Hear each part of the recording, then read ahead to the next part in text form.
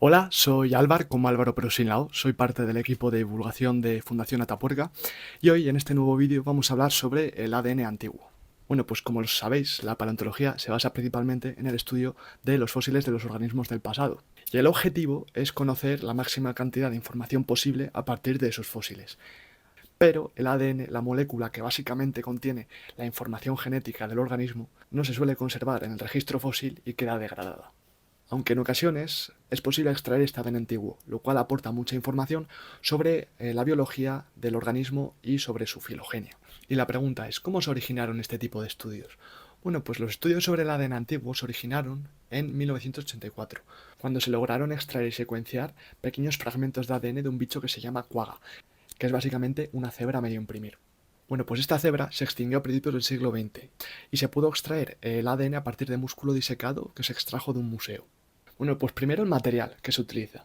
En cuanto al tejido blando, se suelen utilizar los pelos para este tipo de análisis, ya que el ADN queda protegido y no queda contaminado por otro ADN externo. Sin embargo, este tipo de tejidos no se suelen conservar, por lo tanto, principalmente se utilizan materiales mineralizados como los dientes o los huesos. De hecho, el mejor hueso para obtener ADN antiguo es el petroso, que es capaz de contener mucho ADN endógeno, pero los dientes son una buena alternativa. También hay otros elementos de los que se puede obtener el ADN, como es el caso de semillas, madera, polen, conchas de moluscos. También es posible hacer estudios metagenómicos de la microbiota a partir de los coprolitos o de los cálculos dentales.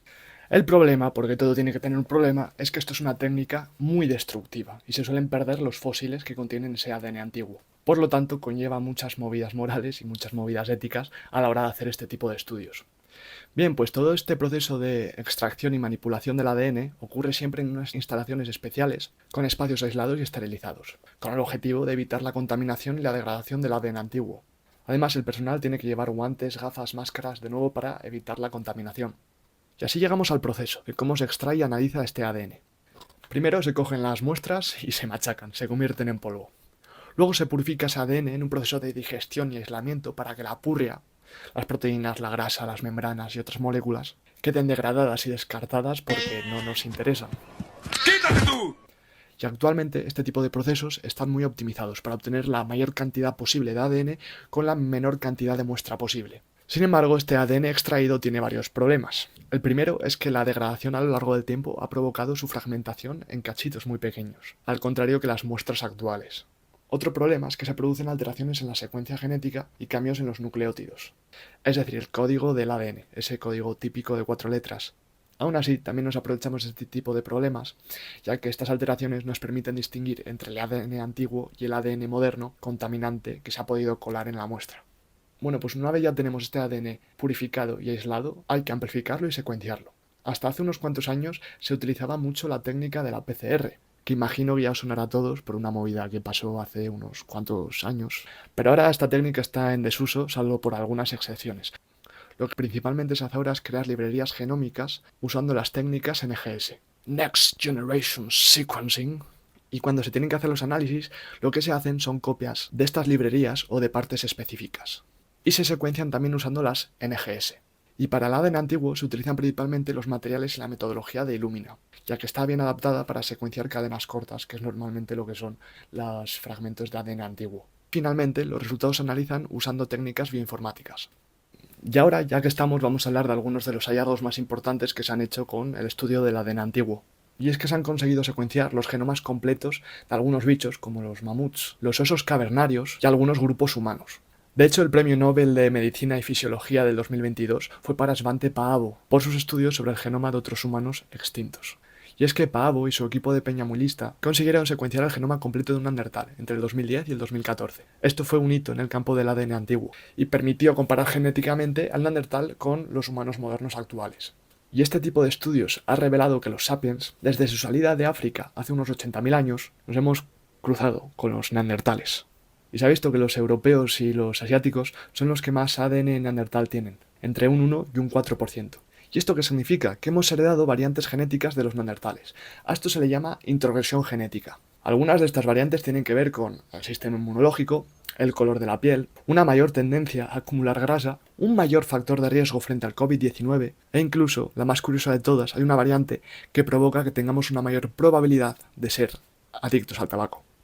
Otro gran hallazgo del equipo de Paavo fue una falange de humano muy bien conservada que se encontró en la cueva de Denisova, en el macizo de Altai. Y no se les ocurrió otra cosa que pulverizarla para extraer el ADN antiguo, pero la jugada les salió bastante bien porque consiguieron secuenciar el ADN de un grupo de humanos diferente genéticamente a los sapiens y a los neandertales.